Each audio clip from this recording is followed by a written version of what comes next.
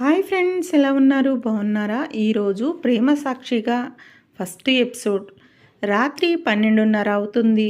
అది ఒక పురాతన అమ్మవారి గుడి. ఆ గుడిలో ఒక అమ్మాయి లంగావుణి వేసుకొని నన్ను కాపాడండి, నన్ను కాపాడండి అంటూ పరుగు తీస్తుంది. ఆ అమ్మాయి వెనకాల ఒకడు వెంట పడుతున్నాడు. ఆ అమ్మాయి నన్నేం చెయ్యొద్దు అంటూ ఏడుస్తూ ఉంది. కానీ ఆ దుర్మార్గుడు ఆ అమ్మాయిని చెరుస్తాడు. ఆమె గట్టిగా అరుస్తుంది. ఇక శ్వేతకి ఒక్కసారిగా ఉలిక్కిపడి లేస్తుంది. అది శ్వేత కల. ముక్కు మీద నుంచి కారుతున్న చెమటని తుడుచుకుంటూ వెంటనే తన గదిని చూస్తుంది. ఆమె తన బెడ్రూమ్లోనే ఉంది. చుట్టూ ఎటు చూసినా చీకటి. గుండె గుబేల్మని కొట్టుకుంటుంది. ఇదేమిటి? ఈ కల మళ్ళీ మళ్ళీ నన్ను వెంటాడుతుంది. ఈ అమ్మాయి ఎవరు? ఎందుకు నా మైండ్లో ఇలా నిలిచిపోతుంది? ఆమె గొంతు ఎండిపోయింది. మంచం దగ్గర ఉన్న వాటర్ బాటిల్ తీసుకొని 2 గుక్కలు నీళ్లు తాగుతుంది. అయినా మదిలో ప్రశ్నలు గిర్రున తిరుగుతూనే ఉన్నాయి. ఇక ఉదయం 7 గంటలకి కాఫీ కప్పు పట్టుకొని శ్వేత బాల్కనీలో నిలబడి ఆలోచిస్తుంది. ఆకాశం మబ్బులతో నిండి ఉంది. అలా చూస్తూ తన మదిలో వదిలిపెట్టిన పాత డైరీని తీసుకుంది. ఈ కల నా ఊహ మాత్రమేనా, లేక ఏదో పరిచయం లేని పాత అనుభవం గుర్తుకు వస్తుందా? తన గతాన్ని డైరీలో తడిమే ప్రయత్నం చేస్తుంది. తన చిన్నప్పటి జ్ఞాపకాలు తలుచుకుంటుంది. కానీ ఈ కళకు తన జీవితానికి ఎటువంటి సంబంధం కనిపించలేదు.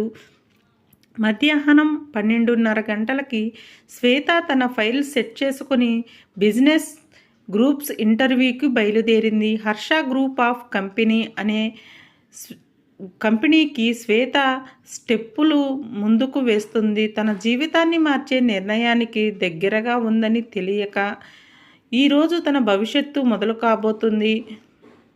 కొత్త జీవితానికి తొలిమెట్లు వేస్తుంది. హర్ష గ్రూప్ ఆఫ్ కంపెనీ ప్రధాన కార్యాలయం, అంతస్తులు లెక్కించలేనంత భవనం.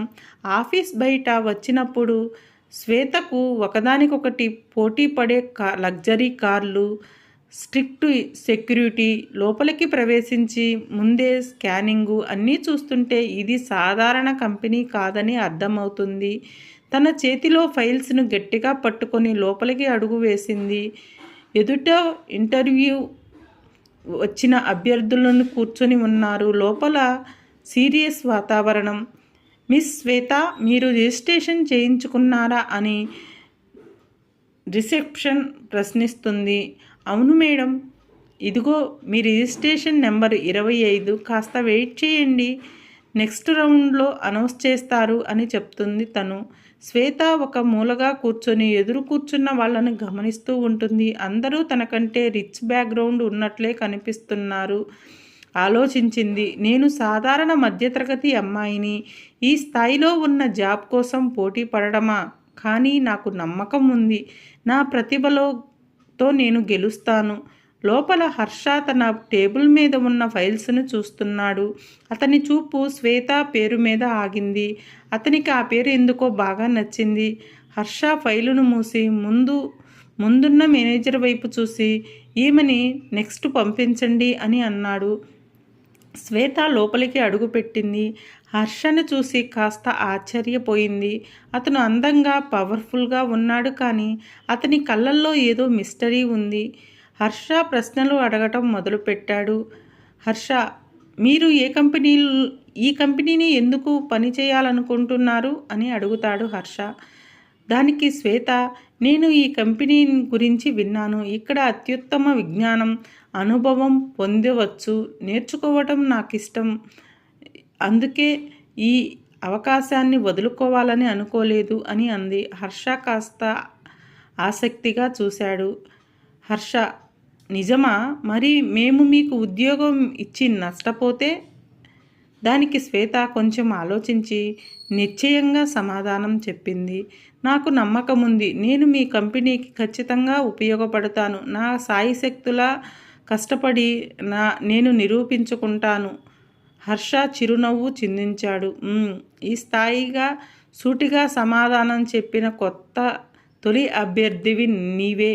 అతను మేనేజర్ వైపు చూసి she is selected, she will be my PA అని చెప్పి ఆఫర్ లెటర్ ఇచ్చాడు. శ్వేత కంగారు పడింది. అంత త్వరగా సెలెక్ట్ అవుతానని ఊహించలేదు. ఇది నిజమా? నేను ఈ ఉద్యోగం సాధించానా?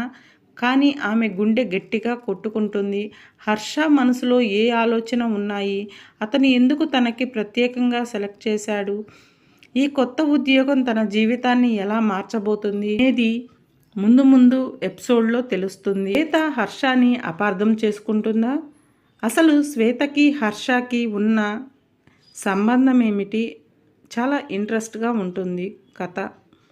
ఈ వీడియో కనుక మీకు నచ్చితే లైక్ చేయండి, షేర్ చేయండి, కామెంట్ చేయండి. మరిన్ని వీడియోల కోసం మా ఛానల్ని సబ్స్క్రైబ్ చేయండి. పక్కనే ఉన్న బెల్ ఐకాన్ నొక్కండి. Thank you for watching.